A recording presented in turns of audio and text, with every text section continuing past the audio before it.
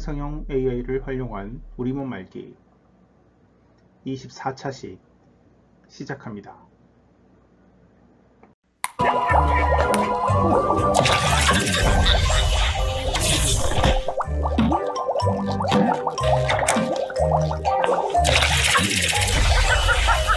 말씀을 드리도록 하죠.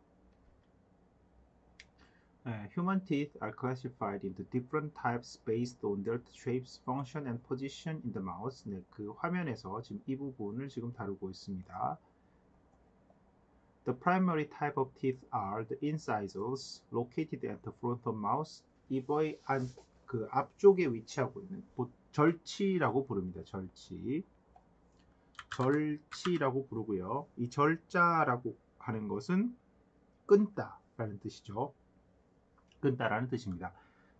입안의 앞쪽에 위치하고 있고, incisors are sharp-edged teeth. 네, 뭔가 끊으려고 하면은 칼처럼 그 앞 끝이 날카로워야 되겠죠. 끝이 날카로워서 sharp-edged 형태이고, designed for cutting and biting into food 해서 네, 자르고 네, 음식물을 이제 씹어서 끊어내기 위해서 이제 물기 위해서 사용된다는 것이죠. 가끔은 여러분들이 절치를 실제로 볼펜을 문다든지 연필을 문다든지 할 때 그렇게 쓰기도 하고요. 혹은 뭔가 이렇게 방어를 위하거나 혹은 공격을 하기 위해서 다른 사람, 상대방을 물기 위해서 쓰기도 하죠. 이제 그렇게 생긴 물린 자국을 교훈이라고 그러는데, 뭐 아주 입을 크게 벌려 가지고 어금니로 물 수 있는 경우도 있지만 대개는 그렇게 한다기보다는 앞니로 물게 되죠. 그래서 그 물린 자국이 확실하게 남아 있게 되면 그것은 이렇게 포렌식 오돈톨로지, 네, 이렇게 법치의학 같은 곳에서 증거 자료로 사용되기도 합니다. 두 번째 이제 캐나인이라고 하는 것인데, 이것은 견치이고요. 이 견치 캐나인이라고 하는 것은 캐나인이라고 하는 단어 자체가 개의 이런 뜻입니다. 그래서 캐나인 맨더블이라고 하면은 개의 아래턱 이런 뜻이 되는 것이죠. 그 발음상 이것이 K9이랑 비슷한 어감을 가지고 있긴 한데, 그래서 이제 그런 식으로 이제 놀리기도 하게 됩니다. 놀리기도 하게 되지만 캐나인이라고 하는 단어는 그 일종의 라틴어로서 이렇게 개를 가리키는 형용사가 되겠죠. 사실은 이제 이렇게 개 말고 소 같은 경우는 보바인이라는 단어가 있죠. 뭐 여러 가지 사실은 많이 있습니다. 뮤라인, 펠라인이라든가 폴카인 뭐 이런 단어들이 많이 있는데, 주로 우리 인간이랑 가까운 동물들에서 많이 있지만, 일단 캐나인이라는 단어는 개의 견치를 보면 좀 이렇게 많이 뾰족하죠. 드라큘라에서 발달되어 있는, 혹은 뭐 뱀 같은 경우에도 이렇게 흔히 얘기하는 뾰족한 치아를 캐나인이라고 한다고 하면 되고요. 그 다음에 이것을 also known as cuspid라고 하는데, cuspid라고 하는 것이 교두 중에서 이렇게 뾰족한 그걸 가지고 있는 거라는 뜻이 돼서 이렇게 창처럼 생겼다, 창두치 뭐 이런 식으로 번역을 하기도 합니다. 우리 이에서는 주로 이것이 보통 이제 제가 조금 전에 설명했었던 흡혈귀에서 도드라진 치아이기도 하지만, 기본적으로는 이것이 잘 보시면 얼굴이 이제 앞 얼굴에서 옆 얼굴로 이렇게 진행되는 부분에 이렇게 해서 코너스톤에 위치하고 있는 치아라고 보통 생각을 하고, 대개 이 치아의 경우에 전체 이들 중에서 전체 투스들 가운데서 가장 루트가 길고 높이도 가장 거의 높습니다. 그 말은 가장 깊게 뿌리 박혀 있기 때문에 실제로 빼기도 쉽지 않은 편인데요. 어떤 문제가 있을 때 상당히 깊게 박혀 있죠. 그래서 이것을 끝까지 유지시킨다. 끝까지라고 하는 것은 좀 어폐가 있습니다만, 가급적이면 이 치아를 빼지 않으려고 많은 치과의사 선생님들이 노력을 합니다. 이것을 빼게 되었을 때 다시 그 입안에 있는 어떤 저작 기능을 회복하게 되는 치료를 수복 치료라고 하게 되는데, 그런 치료를 할 때 바이오미케닉스상 매우 불리해지기 때문에 가급적이면 이 치아를 늦은 시기까지 많이 유지하려고 노력을 하죠. Canines are pointed teeth located next to the incisors 해서 절치 바로 옆에 위치하고 있는 치아이고요. They are used for tearing and grasping food 해서 네, 이걸로 이제 꽉 물게 되는데 보통 사람에 있어서 이 치아 자체가 일반적으로 봤을 때 펑션에 많이 작용하는 것 같지 않습니다만 실제로 이제 교합학이라고 부르는 오클루전이라고 불리는 이런 학문에 의해서는 이 치아가 하는 역할들이 상당히 좀 많습니다. 이게 이 치아는 어떤 면에서 보면 다른 치아들의 부담을 줄여주기 위해서 가이딩을 하는 역할을 많이 하게 되는데요. 네, 이것은 어떻게 보면 좀 치의학의 어려운 영역에 속하는 이야기이기 때문에 본 수업에서는 길게 이야기하지는 않도록 하겠습니다.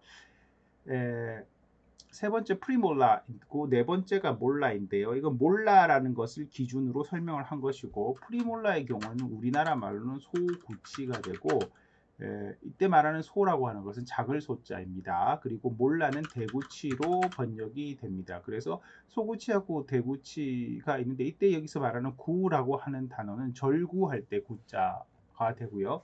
그래서 이것은 뭔가를 이렇게 간다라는 뜻이 되죠. 뭔가를 갈아낸다라는 뜻이 되는데 프리몰라 영어로 그냥 그대로 번역한다라고 했을 때는 전구치라고 부르는 것이 옳겠지요.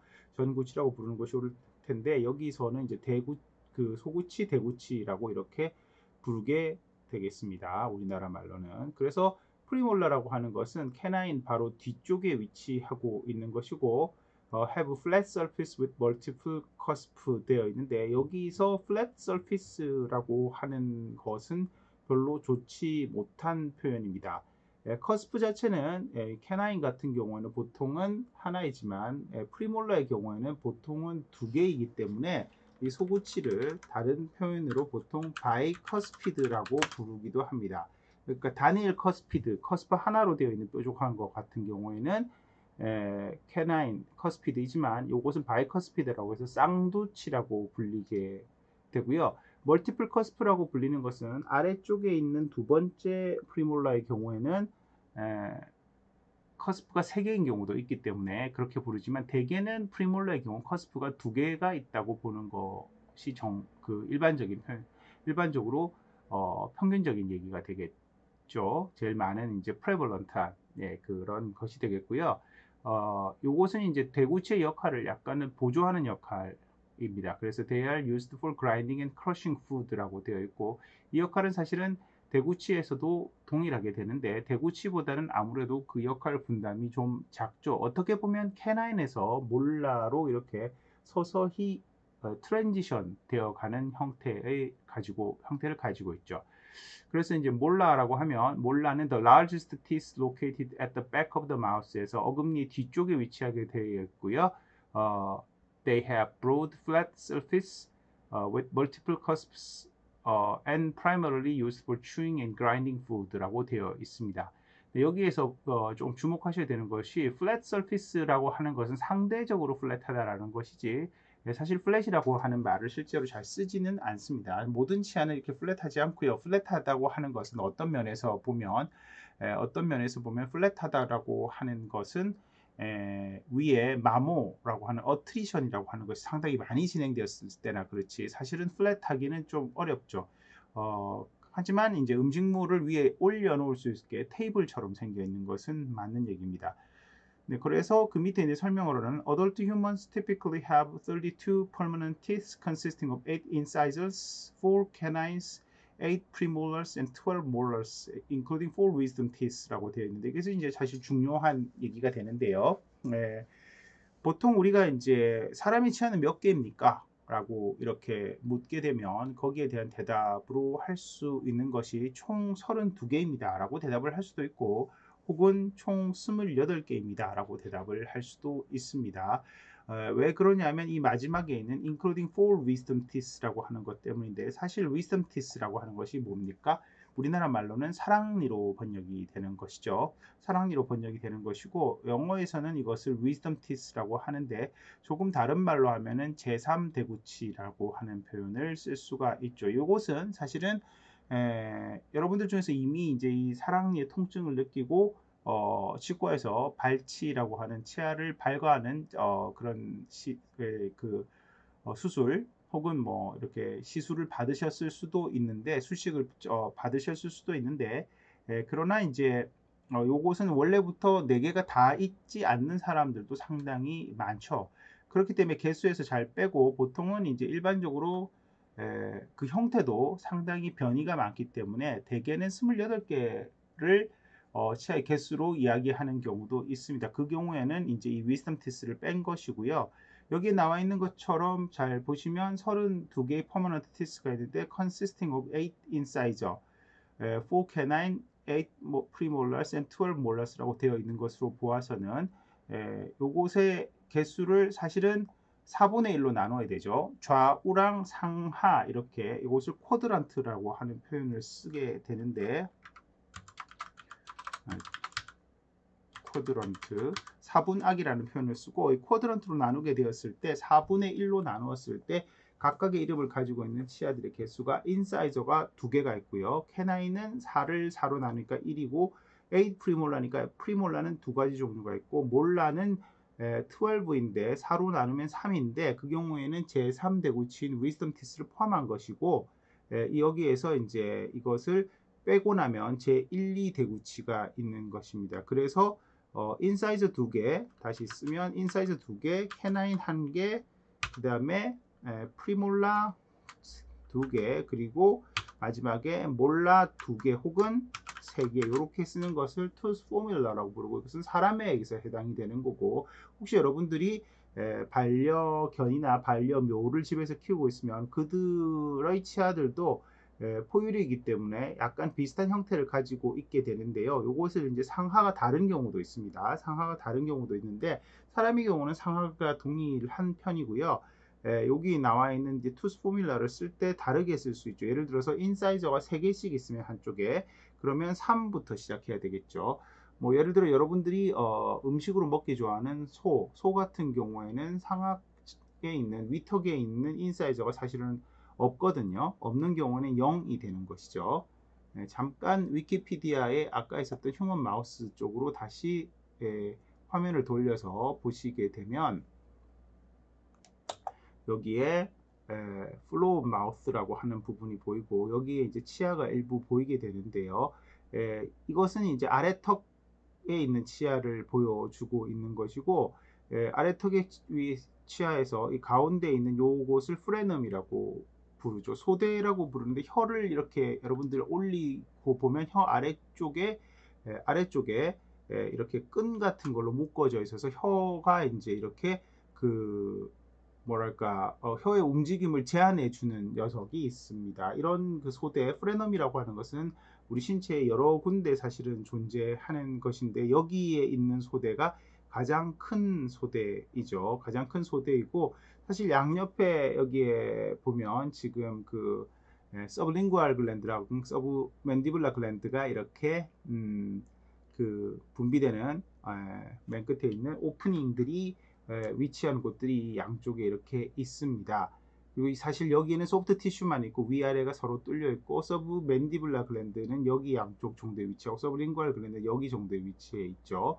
그리고 앞쪽에 보셨을 때 여기 화면이 좀 잘려 있지만 위에서 보면은 절치들 4개가 이렇게 위치해 있습니다. 위에도 4개가 있고 아래 턱에 있는 로워 인사이저들인데요. 좀 더 뭐 그 해부학적인 텀을 쓰자면 맨디블라 인사이저가 4개가 보이고 있고 가장 정중선에서 가운데 있는 녀석들을 센트럴 인사이저라고 부르게 되죠. 센트럴 인사이저라고 부르게 되고 그 옆에 있는 것을 레터럴 인사이저라고 부르게 됩니다. 레터럴 인사이저. 그래서 센트럴 인사이저에 해당되는 녀석을 중절치라고 부르게 되고요. 그 다음에 있는 것을 측절치라고 보통은 부르게 됩니다. 이 2개를 합쳐서 이 2개가 이제 절치가 되겠고 때때로는 이런 절치들을 대문니라고 부르는 경우도 있죠. 특별히 이제 중절치를 가리키는 경우가 많고요.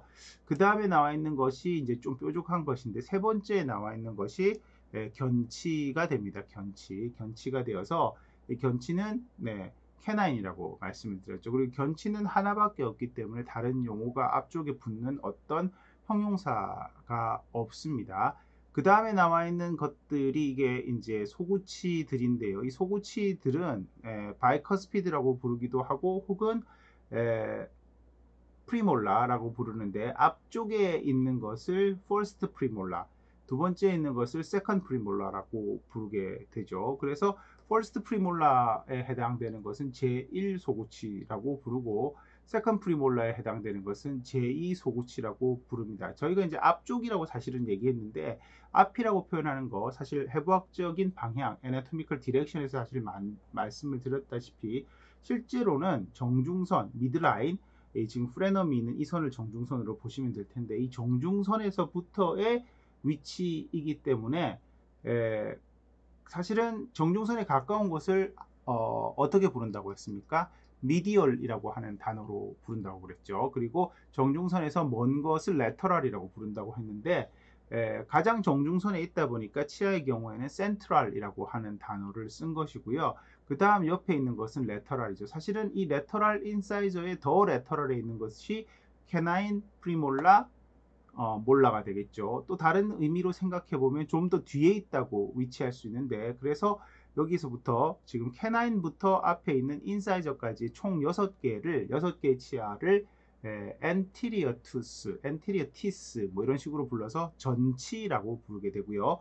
그 뒤에 있는 프리몰라에서부터 뒤쪽에 있는 이제 몰라까지, 대구치까지 있는 것들을 구치, 이때 말하는 구치는 입에서 냄새가 난다고 하는 구취가 아니고 그냥 치아의 구치이고, 이때 원래는 이것을 영어를 한글로 그대로 번역한 것이라고 한다면 후치라고 부르는 것이 맞을 텐데, 특별히 이 뒤에 있는 파스테리어티스에 해당되는 애들은 전부 소구치, 대구치에는 구치에 해당되잖아요. 그래서 이것을 전치와 구치라고 이렇게 갈라서 부르는 경우가 많습니다. 보시는 것과 같이 이제 이 뒤쪽은 사실은 사진으로 좀 잘 안 나와 있는데, 뒤쪽에 더 큰 녀석이 있고 이곳이 몰라가 되겠죠. 보통 몰라의 경우에는 커스프가 4개 정도 있는 것이 일반적이죠. 네, 물론 그 커스프가 5개 있는 하악 제1대구치 같은 경우도 있고, 뭐 이렇게 제3대구치 위스덤 티스에 해당되는 녀석들의 경우에는 커스프가 3개밖에 없는 경우들도 있습니다. 예를 들어서 사실 이 사진에서 나오는 이 분, 뭐 혹은 이 아이의 그 치아를 보았을 때, 여기 나와 있는 치아, 이것은 이제 아래턱, 아래 그 사진이 그 서로 이렇게 좌우가 뒤바뀌지 않았다면, 이 사진상에서 보았을 때 그대로 이제 나타나면 좌측 제2 소구치 같은 경우에는 커스프가 3개짜리에 해당돼서 조금 약간의 변이 혹은 종류 중에 이제 종류로 볼 수 있는, 하나로 볼 수 있는 식의 3개짜리로 보이는데요. 뭐 이런 경우가 있긴 하지만 일반적으로는 보통 2개짜리죠. 2개짜리인 경우가 많고요. 이런 식으로 이제 플로우 마우스를 볼 수 있는 것에서 그림을 볼 수 있습니다. 여러분들이 이번 주차에 4번째 숙제로 해오실 것은 치아를 부르는 시스템이 있습니다. 그것은 노테이션 시스템이라고 부르는데, 여기서 로테이션이 아닙니다. 노테이션이고요. 제가 한번 다시 적어 드리죠.